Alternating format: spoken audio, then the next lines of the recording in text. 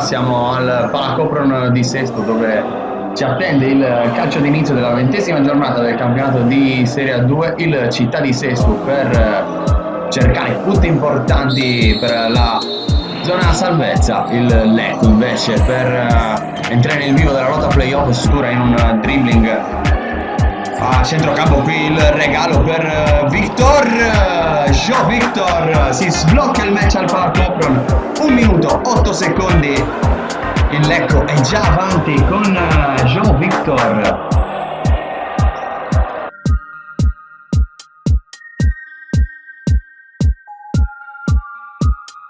Che però non va in parallela, poi Harting serie di finte, alla fine ritorna Cao che riesce a sporcare il pallone per perfezionare il recupero. Giannatasio riceve tra le linee, poi sbaglia il tentativo in verticale. Harting pulisce col sinistro dalla distanza, fa 2-0 al Palacopron. Ivan Harting.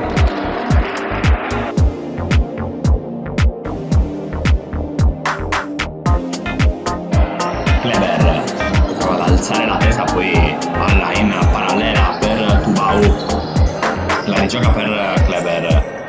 Cau pensa di andare 1 contro 1, cerca il cambio lato, passaggio difficile, ben letto dall'Lecco che già dall'altra parte, stavolta non sbaglia.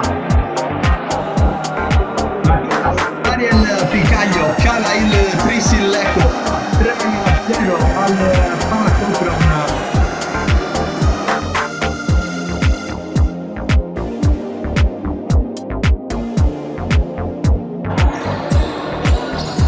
Soluzione per il Sesto, trovato Tubau che colpisce il palo clamoroso, poi Harting, il salvataggio non basta, arriva il 4-0 del Lecco dalla possibile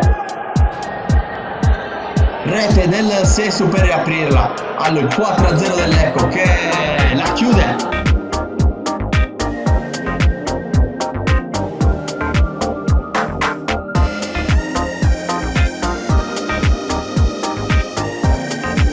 Suona la sirena, finisce Città di Sesto, Lecco 4-0 per la formazione ospite